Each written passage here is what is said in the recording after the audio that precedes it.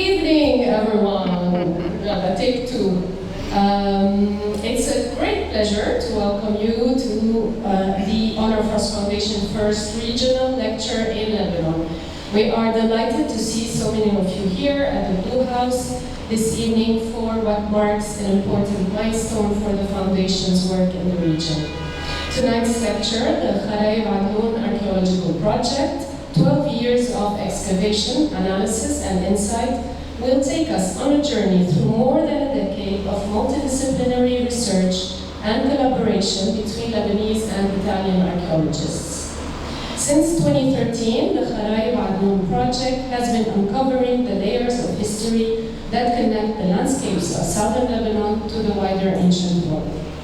The work of Dr. Edmond, who's with us tonight, and Dr. Kharayeb, who's on Zoom, has not only advanced our understanding of the region's archaeological heritage, but also exemplified the spirit of cooperation and shared knowledge that the Honor Frost Foundation seeks to promote. In 2019, the Honor Frost Foundation team in Lebanon also conducted a marine survey of the Kharayeb Jazeera site, complementing the terrestrial investigations and revealing the strong sea-land connections that define this region's past. We are eager to return to the site as soon as possible to continue our survey of the maritime cultural landscape and further explore these dynamic interactions. On behalf of the Foundation, I would like to extend my gratitude to our speakers, our partners, and all of you who continue to support the study and preservation of Lebanon's maritime and coastal heritage. Thank you for joining us, and please enjoy the lecture.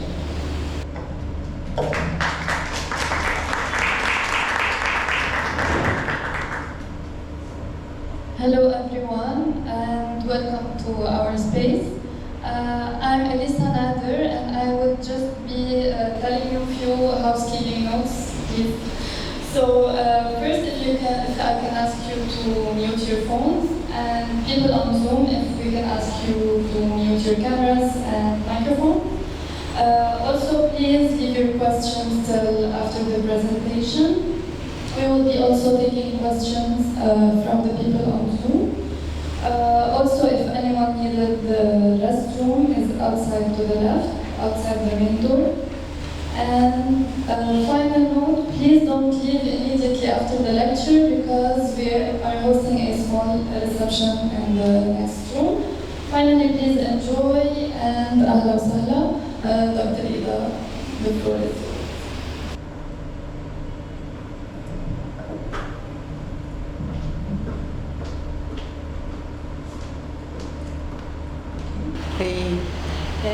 I'm leaving. Okay, good evening. I'm very happy to be here. After 2 years, I am in Lebanon again, and this is for me really a big emotion.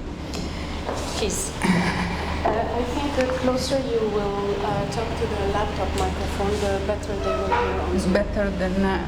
No, both. Both, okay. Yes. And after 2 years, because you know that Kharayeb is in the south of Lebanon, in a very particular area, on the border, on the Litani River, that was a border and is a border also today. The Kharayeb Archaeological Project with excavation is a Semitic rendering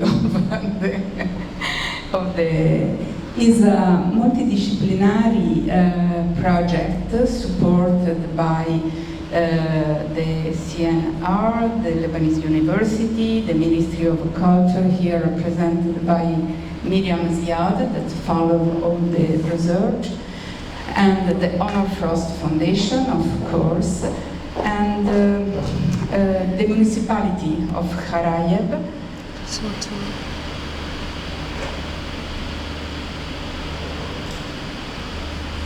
The municipality of Kharayeb that participate as they can to the project, supporting us in the way they can.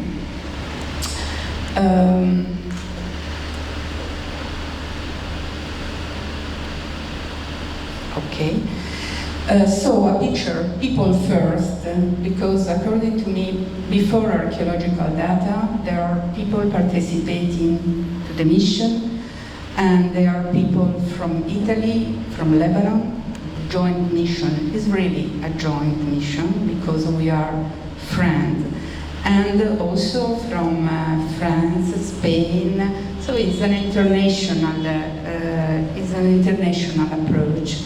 And here are some images of the student of Lebanese University working with us, and it's really, I miss them very much, apart from Karim Fadlallah that now is studying in Italy. Why Kharayeb? When we started the mission, we chose this area, the mouth of the Litani River, that was not very well known. It was known only because of the presence of figurines from a cult place. The area is at the mouth of Litani, that was the Nahr Litani, the classical Leontes, a strategic place that was between Tyre and Sidon. And I stress the fact that it's at the mouth of Litani, very close to the coast, because, of course, can you imagine, in ancient time was so important, this part of the coast. The project is organized in different branches. We start with the study of the so-called Mathaf, that is the remains of an ancient cult place and the quarries, and the study of the figurines, not only from a stylistic point of view, but also with another collaboration with another institution, Lebanese institution, the CNRS, and Mohammed Roumian for the analysis of the ion beam analysis, the survey of the Kharayeb territories, and the coastal survey that was followed in particular by my colleague and friend Wissam Khalil. And I want to stress that why Honor Frost, that is underwater activities, supporting underwater activities, but we know from this project and the spirit, the goal of this project is to have a general, a holistic view of the territory, not only cities, not only country, but the relationship between the rural landscape, the coast, the water, and was part of the same process, cultural project process. Therefore, it's very, very important that Honor Frost understand the importance of this survey and also the importance of the interland. How it all began with the study of the figurines of the Museum of Kharayeb, and we start studying thousands and thousands of figurines from the Mathaf, and I was Madame Guillotin because there are thousands of heads, and we are sure that our figurine, because head cannot, one head, one figurine, and the chronology is between 7th and the 1st century. And another part of people working with me, and I want to also remember Carola Talla, who worked with us and was so important because she helped a lot. And we studied the technical aspect, not only iconography and not only, so the study of the figurine was from all the point of view, like the clay, studying the way they are cooked, and try to understand also where they were in the laboratories producing this kind of a figurine. Here on images of Mohammed Roumian, a dear friend, and the project that we are going to publish in a number of BAL. But to start a new project, starting from the study of the figurines, I decided to return the figurine to their context, because the site was already excavated by Maurice Shehab and Ibrahim Kaukabani, and you can see the level of the wall was very erased, and therefore we start anyway to analyze how the people of this part of the hinterland of the city of Tyre and Sidon use this cult place that was not a place, a cult place connected to a city, was in the rural landscape. And the rural landscape is very, very important because it's no more important in the archaeology only to focalize in the study of the cities with a big monumental, so temple or palaces or columns, but this aspect of the relationship between land and the city that is already known in other field of studies. So, for example, classical study, just to remember the chora, the concept of chora in the Greek word. And now we are developing this aspect because it's fundamental. How to study with the survey, and if Wissam is ready, I can leave him the floor because he's the protagonist in this part of the research. But I'm not if he is online. Yeah. Okay. Thank you, Ida. Can you hear me well? Yes. Okay, thank you all, and thank you for being present, to all the colleagues, friends, esteemed invitees. So I'm sorry I can't be physically present today because of a physical condition.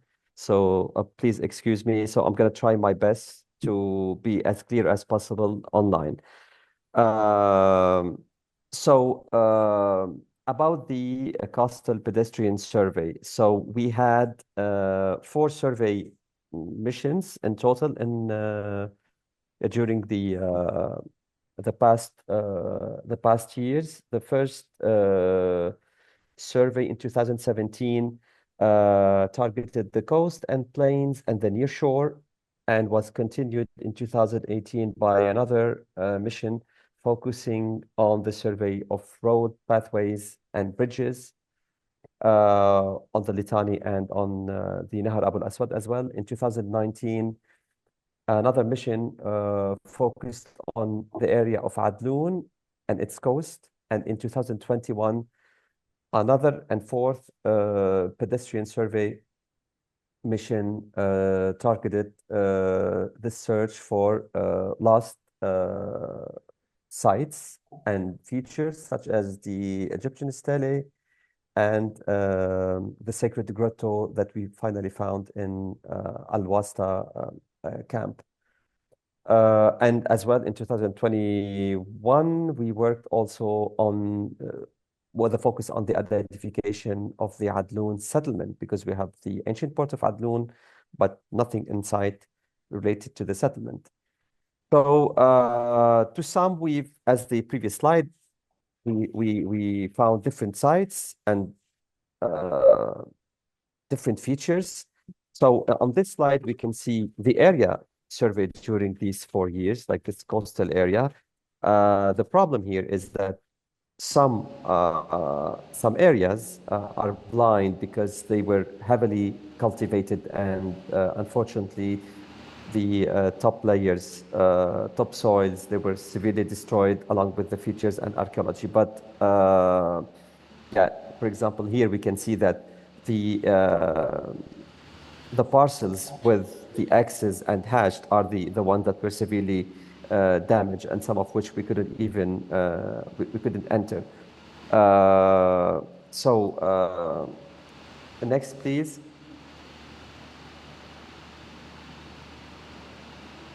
Yeah, so what we have found in this survey was pretty interesting because we have a range of monuments and features covering different typologies and phases. For example, this is an example of water installation.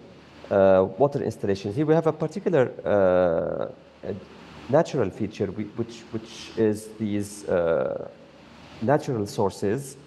They were domesticated or rehabilitated in a way in the early 20th century, and we can see the different, in the mid photo, we can see the different constructions, the cement all over the arched basin. So the basin as it is today is cemented, but these features provided water for irrigation, and they still provide water for irrigation. All these columns that you see around the basin were brought from further south, probably from the area of Al-Ahmad, or we don't know where, but these are not in situ. And the interesting thing about this specific site is its near location to Tal Qasmiyi. So Tal Qasmiyi is the little dot that is toward the sea, and the Kharbet Ain al-Antara is in the middle of the yellow pinpoint in the middle of the right slide. So just to highlight that. Next, please.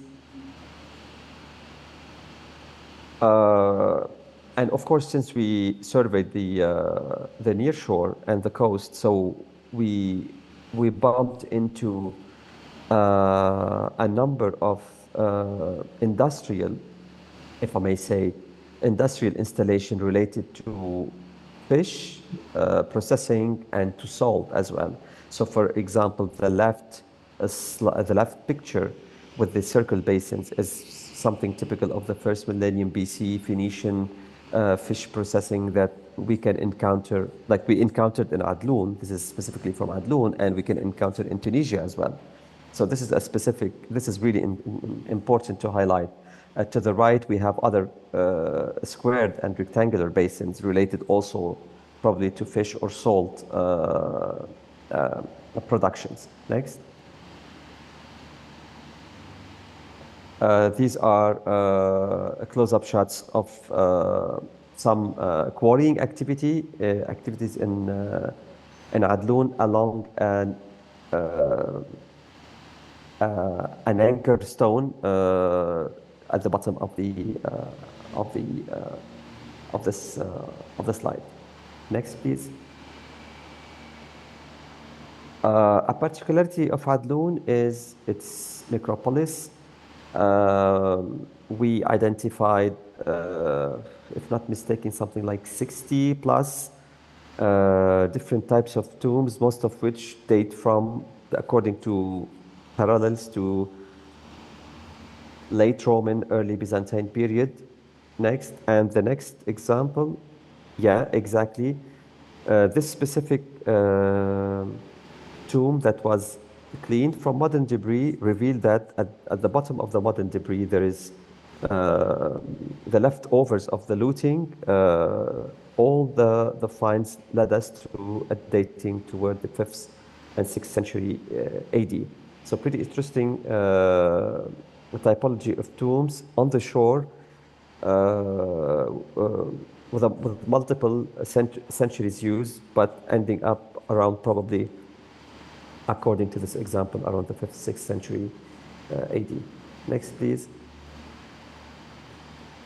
Also, one of the particularities of this area is we do not only encounter features, but also sites, whether small towns or areas with concentration of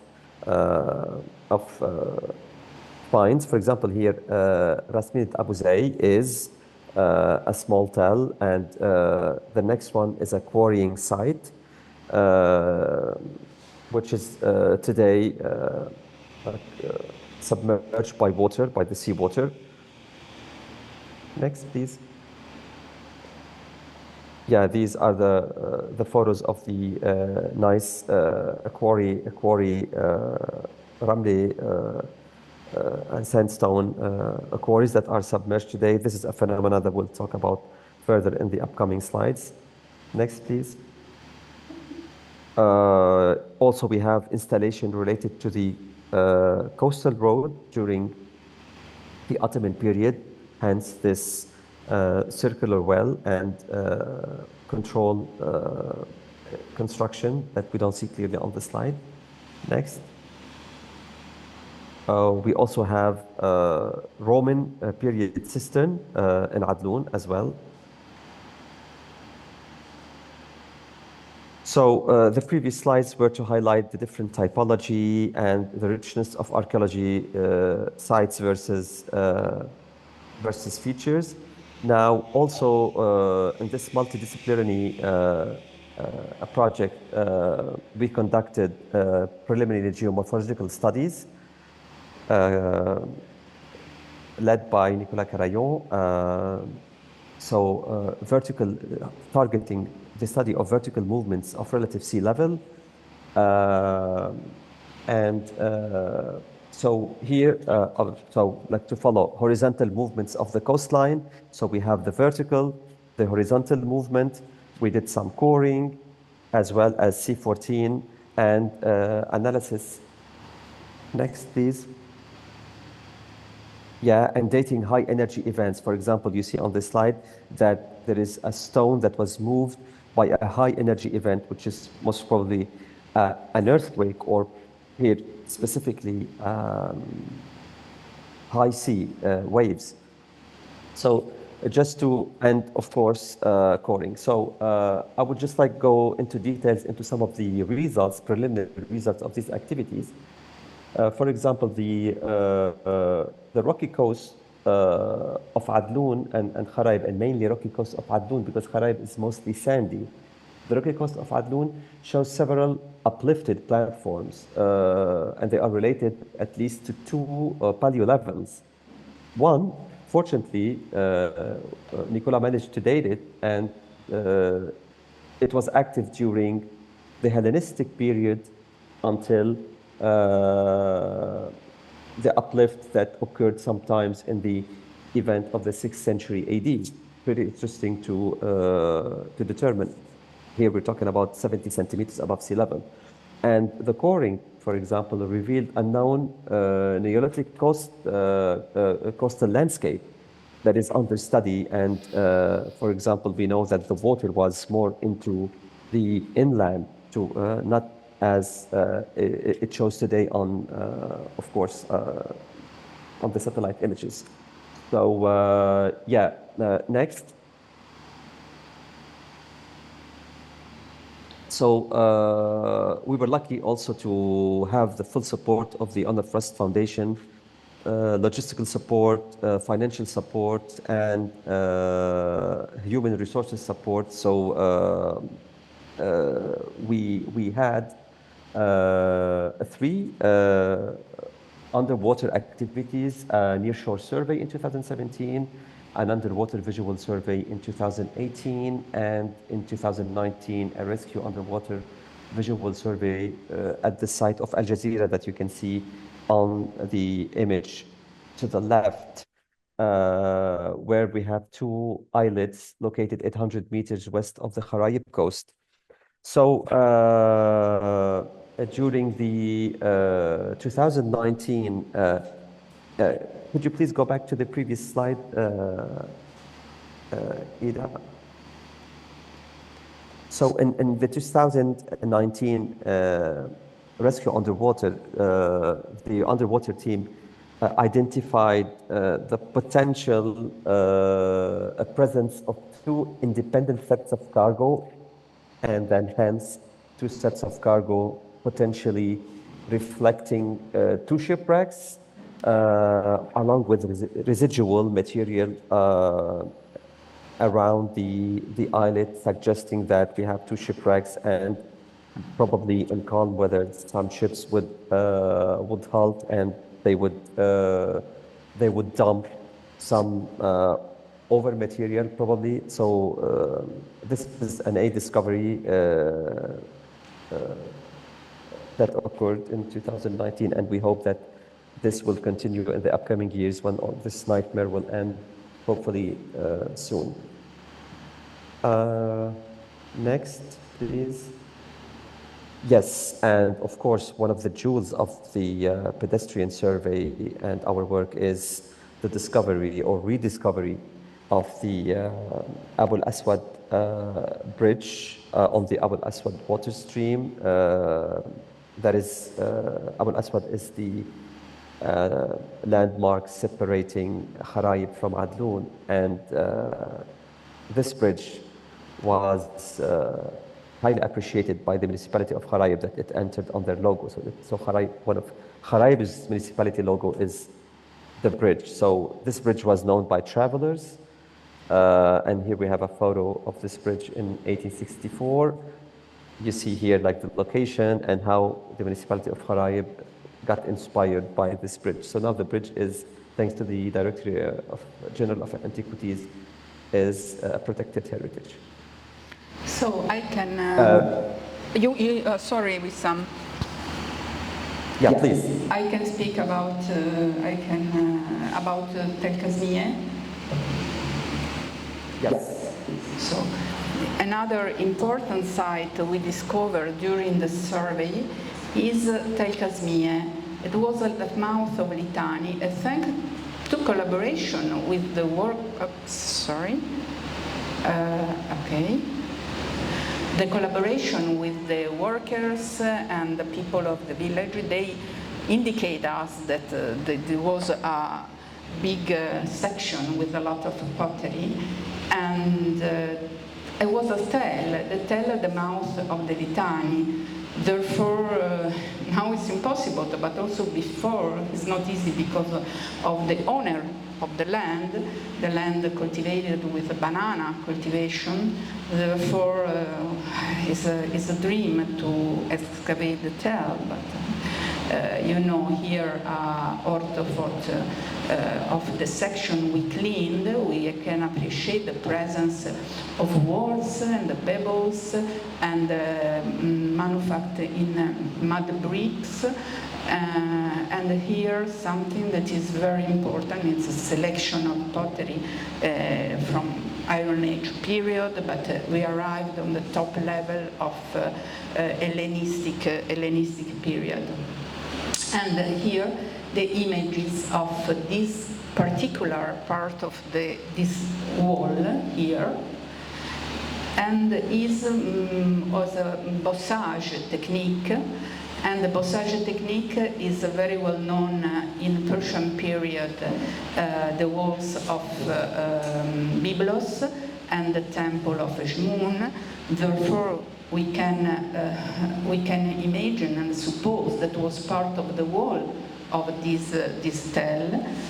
And here we excavated, and here is the wall, and all sand in the part of the sea. Therefore, the limit was on the limit of the tell. And now, and therefore, I always think to this site also in a perspective, territorial perspective, because all the other sites are looking to this port, because was the port at the mouth of Litani. And now moving to the inland, here is the Litani, Tel Kazmieh, and here the modern village of Kharayeb. We discover a site that is amazing. It is Jamjim. We already know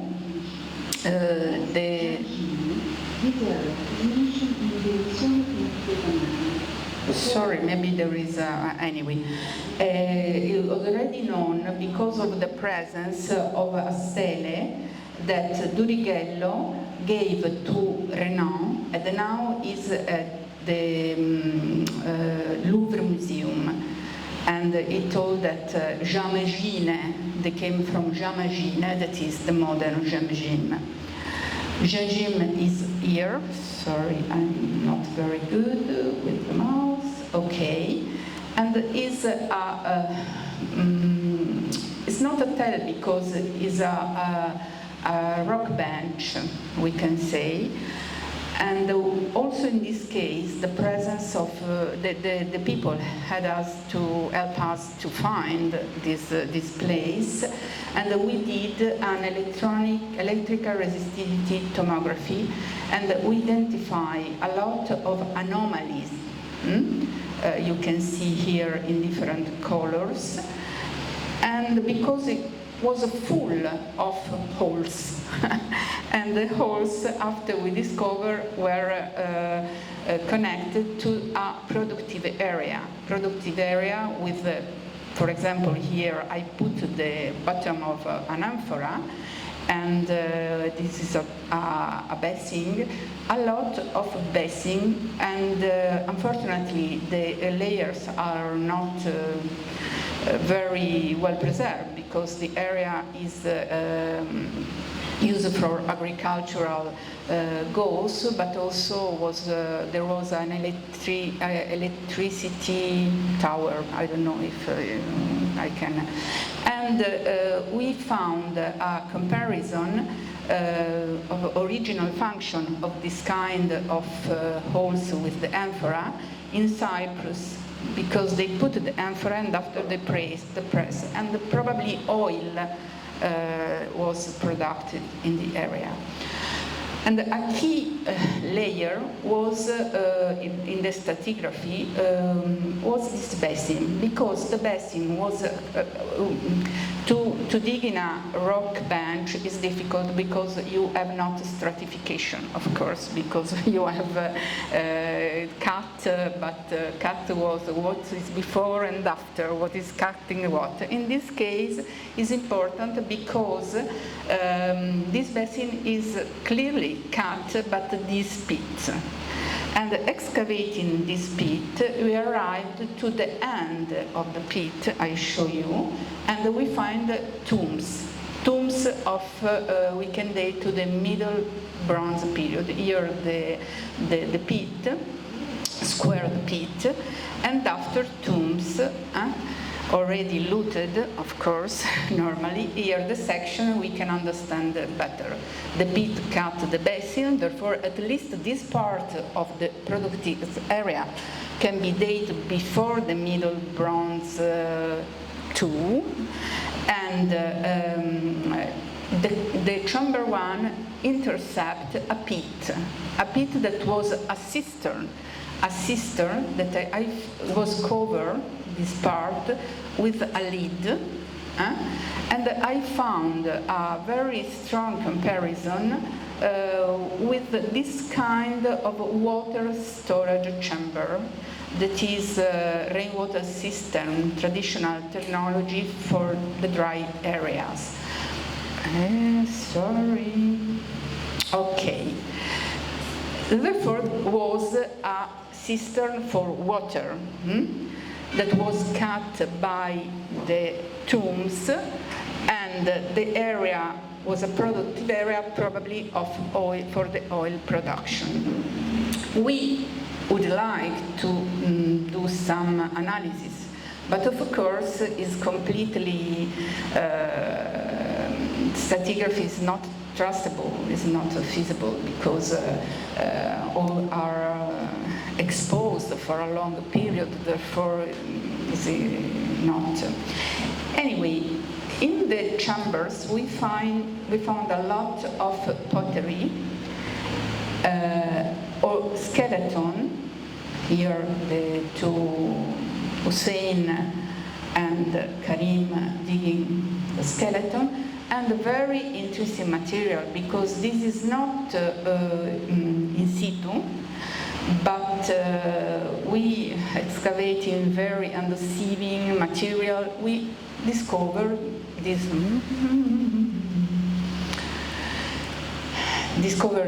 tuyere, is a fragment of a tuyere, a bronze arrow, and seals of Middle Bronze, but also of late Bronze, and material imported, Camares and Tel Yahudi pottery. And this very beautiful seal of Middle Bronze, something similar is inside, but was reused as a jewel, covering it with gold. Therefore, this kind of tomb, they were very important people. Unfortunately, it was looted and a lot of material was thrown away.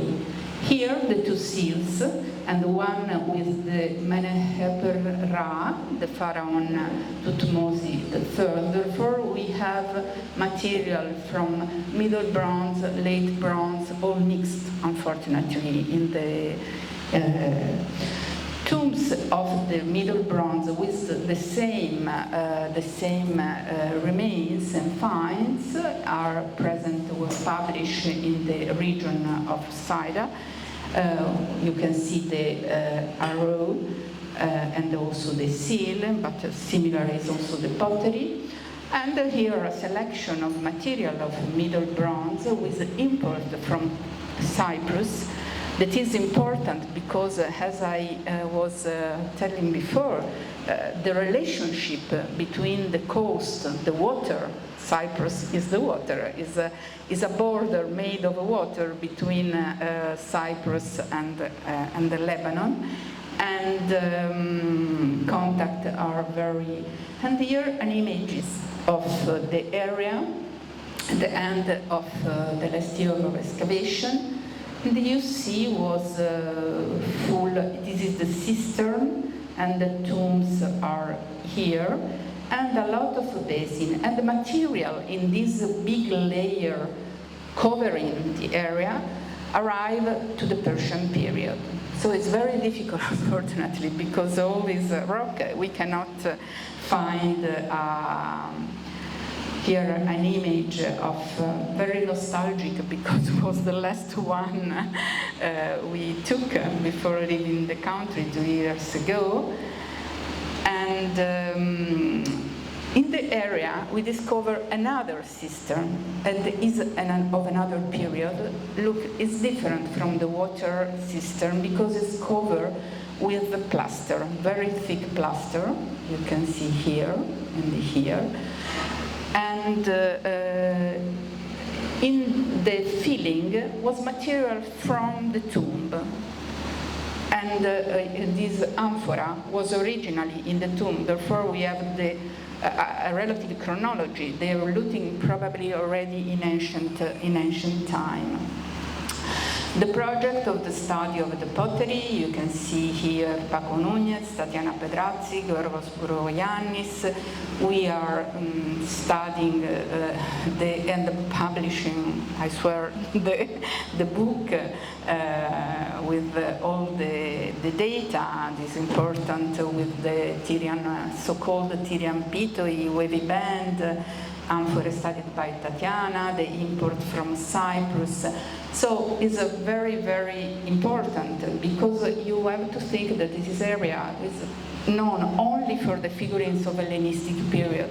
Therefore, we were very happy to find also some pre-classical remain.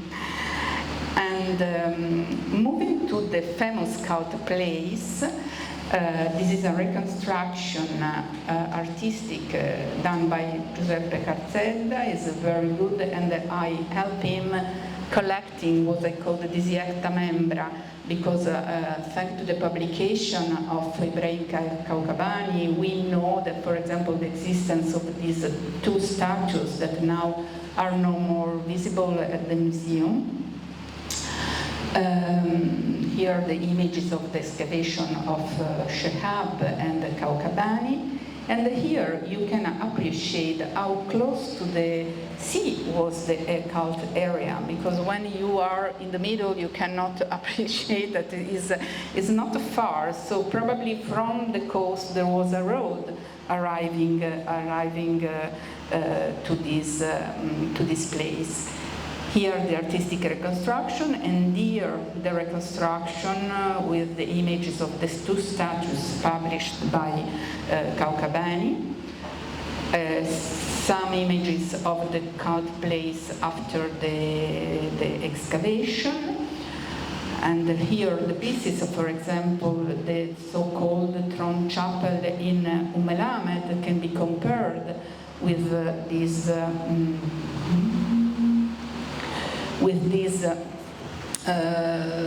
architrave, lintel, just to show you that the reconstruction is not fantasy. It's based on all the finds that, for example, in the museum it's no more possible to find, probably during the war was, and here some other comparison for this period, that is the transition between Persian and Hellenistic period. Therefore, the area had a Persian period after Hellenistic period with the old tradition of Egyptian statuary, for example. So another time, again, who built the cult place of Kharayeb was part of the artistic tradition of the area. Now the famous figurines, and we are in the Hellenistic period, from the Middle Bronze Age, Late Bronze Age, Persian period, Gengim, Kazmie. We have the figurines, beautiful figurines of the Persian period.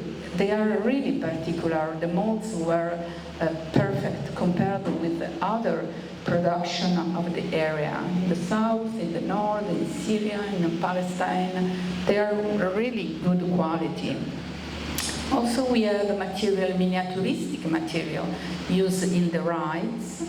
And I published a paper about the role of the dimension in the ritual of Kharayeb, pottery and figurines. Every object can be held in the hand, and this is from an anthropological point of view. There are a lot of studies about the role of miniaturization.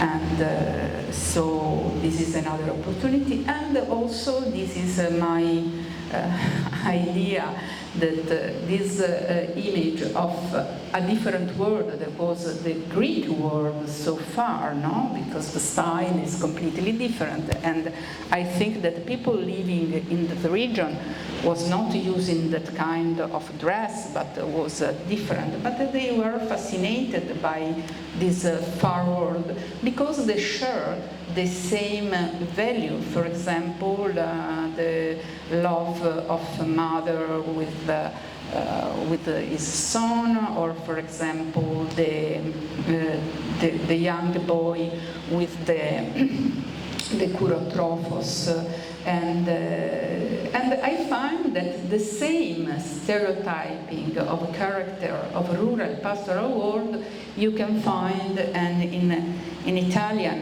presepe, Napoletano. So I tried this curious, but probably the creche is the creche, Napoletan creche, has its root in the ancient tradition of Greek choroplastic. Therefore, it's not so weird to. And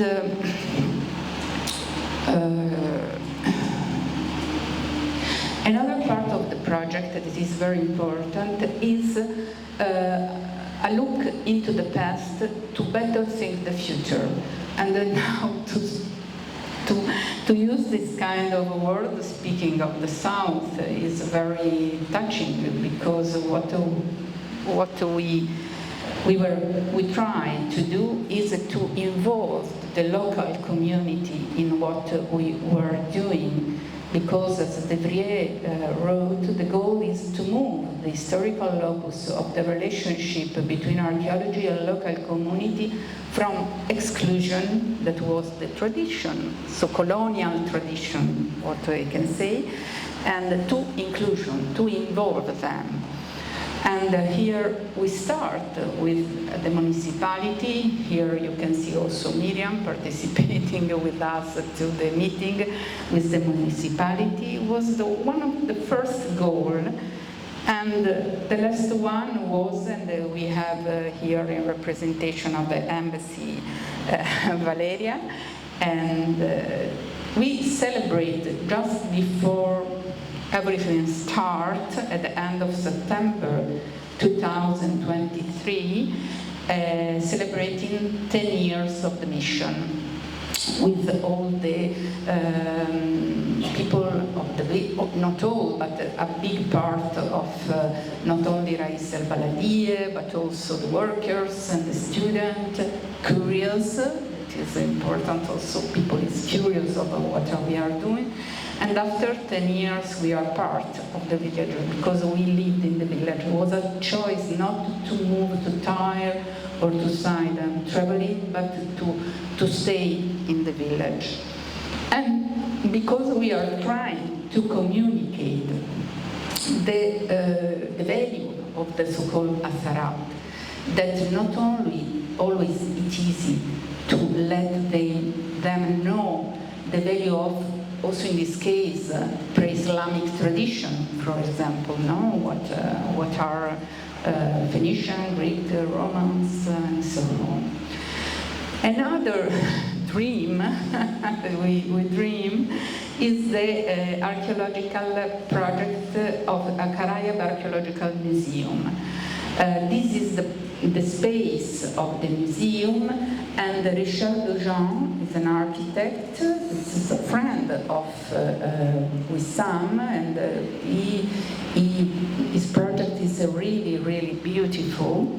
It's a forest of columns with a figure inside we created together, and he published the project in an architect review. And every column contains a figurine that was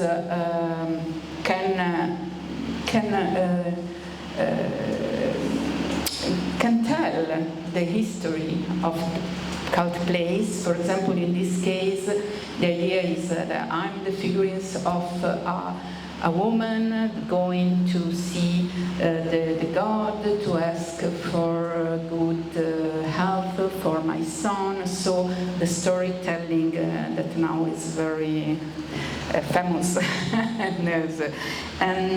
But unfortunately, the project is a cathedral in the desert. I don't know if we will never realize it in this moment, for sure not.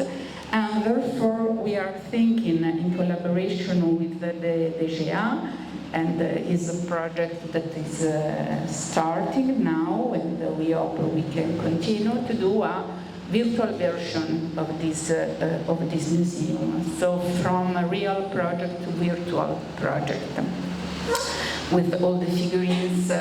And the original idea was to insert this museum in the web of the region, touristic, like inside a soap museum, or a museum of figurines, also for schools involving in didactic activities, or in the making glass in the traditional way. Why planning in this climate, in this in the war, during the war?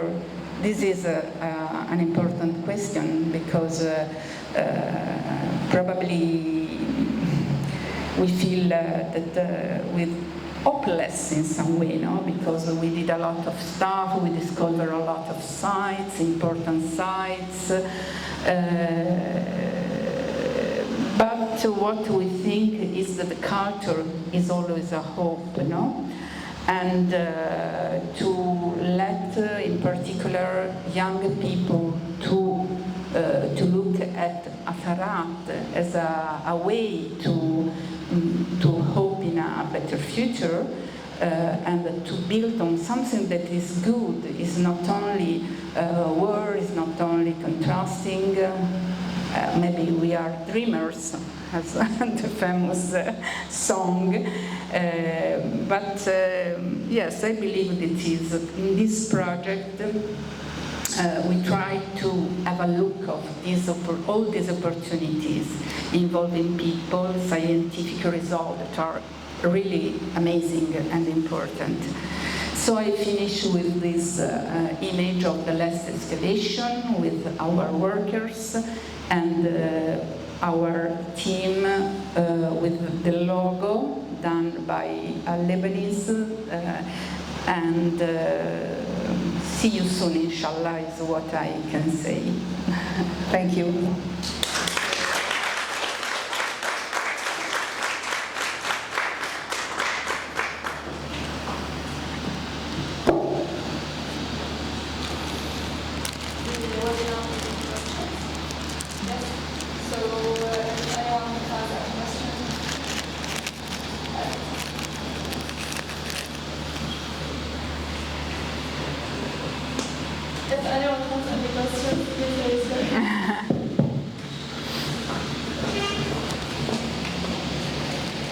Hello, thank you for this nice presentation.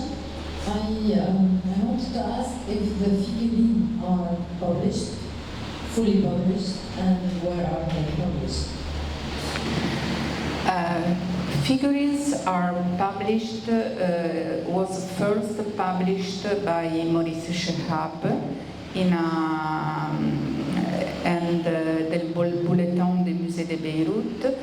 And now we are publishing in a lot of articles and papers in Baal, and now Zainafani is publishing the choroplastic conference about choroplast, and we are presenting two papers, one about the style, and we are planning also to publish the corpus, entire corpus, yes, because we are working not only on types, but also on number, to see, for example, if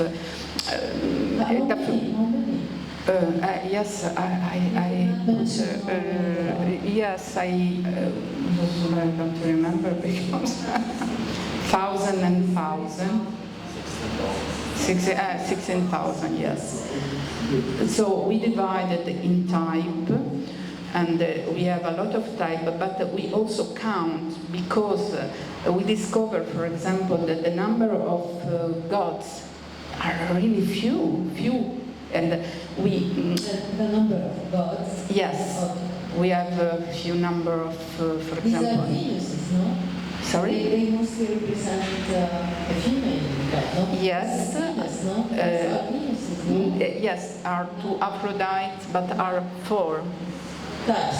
Four figurines representing Aphrodite. The majority are common people, and are women, and a lot of children. Thousands of children. Therefore, we connect also the use of miniaturization to the presence of this big number of children represented. Another question: how many are headless? The majority. Yes. We divided heads because if I found a foot, it's not important because can be of, but heads are the number of figurines. Roughly. I mean, not necessarily the number. No, I mean a lot. The number of figurines is based on the ends. Therefore, are 6. Just I have to come back because now. Okay, eccola.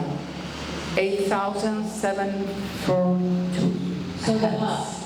The half. Yes. Because the others are fragments of legs, of arms, or so we are sure that they are figurines because the head is at the head. And we are dividing in time, on type, so the number of how many types, in order to understand better which one are the most represented, the type that they like more, of course. Also, the problem is another, because in the Favissa, all the figurines are mixed. Therefore, the chronology is based only on stylistic aspect, not stratigraphic, or mixed. So this is another problem. My last question, you mentioned special analysis at the Lebanese centers. On the figurine. Yes. What kind is this? This is ion beam analysis. Yes, this is similar to XRF, it's like a scan, to detect the... No, this is they use atomic, the machine, atomic accelerator that is they bought for the CNR. What kind of information does it give you?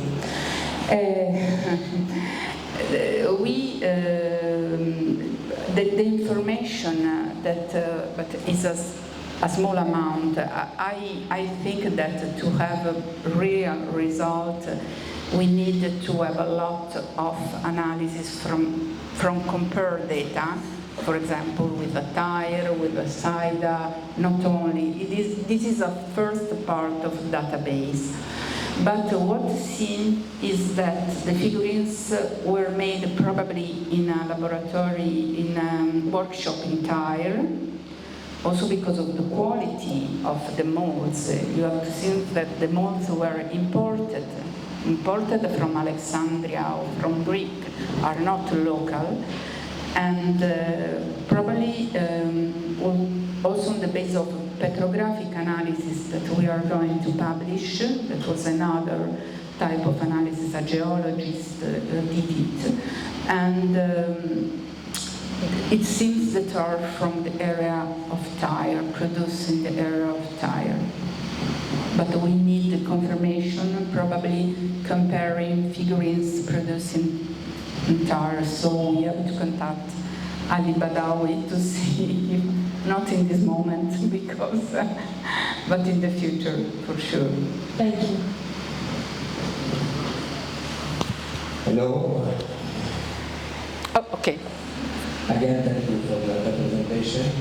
I have a question regarding the survey that you have done. It seems that you have found so many important and interesting archaeological sites. Yes. Have you taken any measures with the municipality, with the Directorate General of Antiquities, to protect these sites from the urbanism? Are you working on classifying them? Did you start classifying them? Did you send a letter to the DGA telling them about the importance? The DGA is always supporting us. We work under the umbrella of DGA. Therefore, every time we finish our mission, we gave to the DGA the report and with information, of course. And yes, Miriam is here in representation of DGA, and of course they can use it, and I'm sure they are trying to use it as, in Italian is a carta del rischio, risk map of the site on danger. Will you ask explicitly from the DGA to protect or just give them the results? Yes, of course. Yes, of course, because in the moment they have the information about the importance of the site, we ask to protect them. But Miriam, she can answer.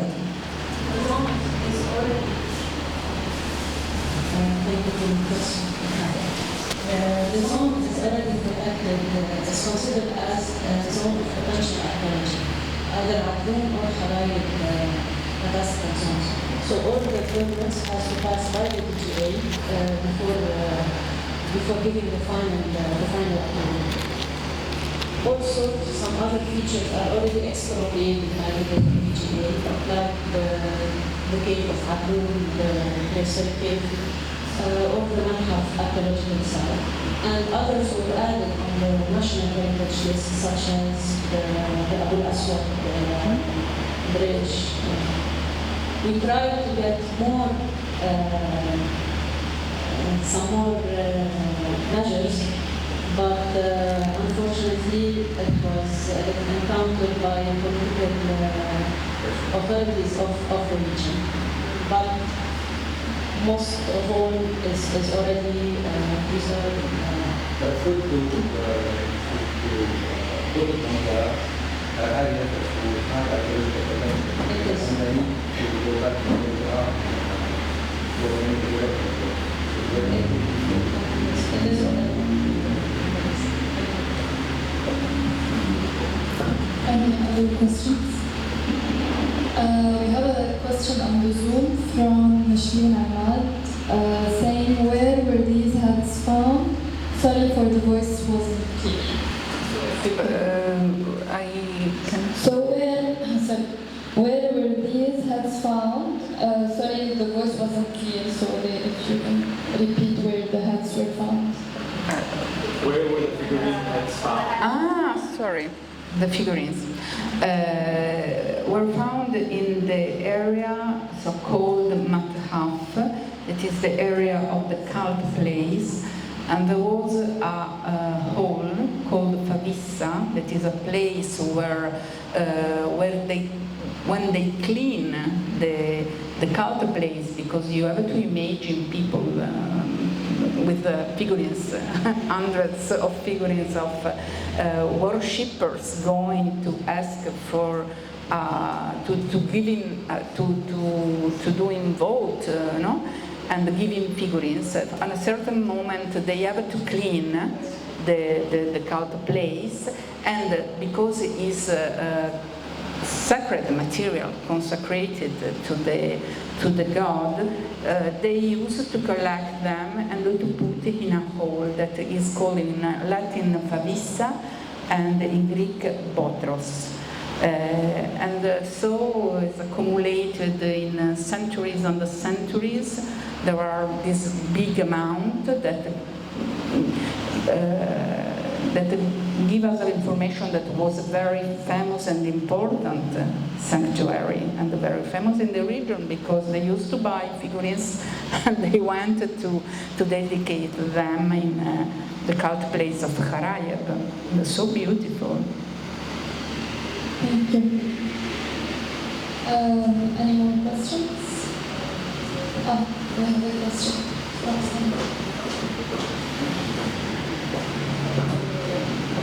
Hi. So you mentioned that the publication was out. Well, you mentioned ban as well.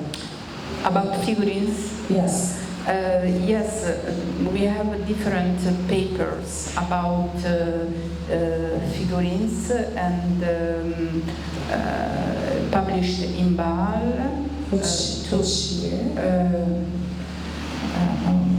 You can, I don't remember, sorry, I published it, but in academia, yes. You have academia. You can find my name, and there is... on academia? Yes, on academia. Okay. Me and Marianna Castiglione. But if you need more information, you can write me an email. I can send you all the information you need. Thank you so much. Welcome. If anyone needs to get in touch with Professor Ida, just let us know and we'll facilitate this. No problem. Okay, we can put the email address, okay? Okay, we have one more question. Thank you for the presentation. Any figurines were found outside of Elissa?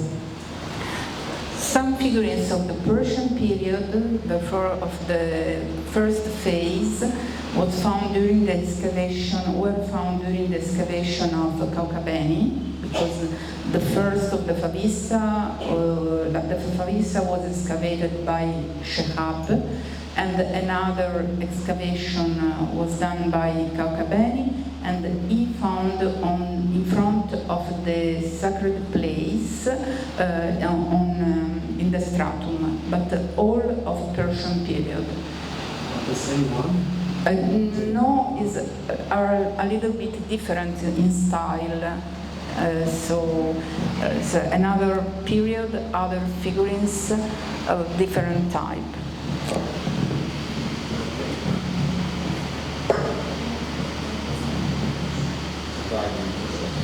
Just a very quick question. For the seals, you mentioned that there's parallels in Saida.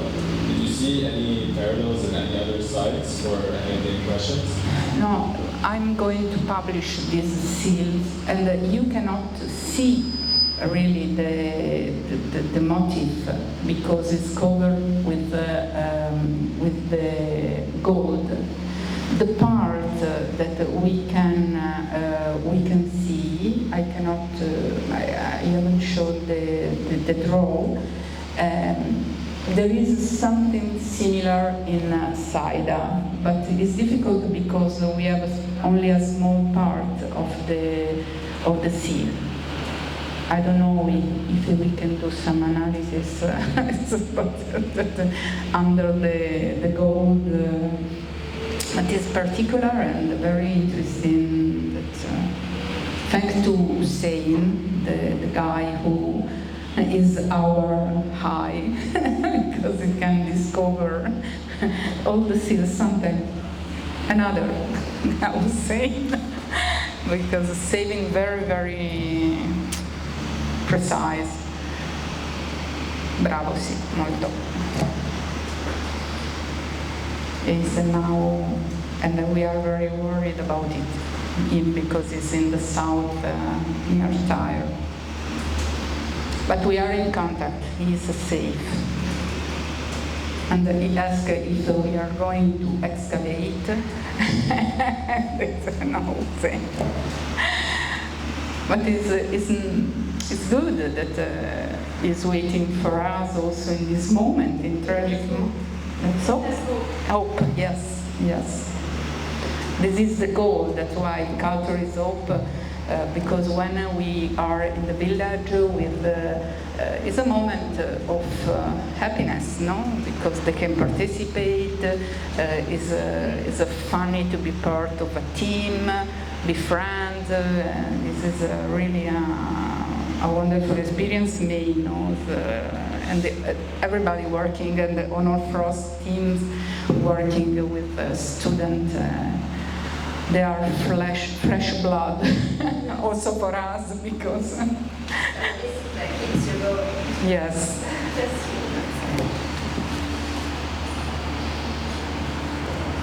Okay, I think we've come to the end of our presentation. Thank you so much, Dr. Ida and Dr. Wissam. It was a wonderful presentation.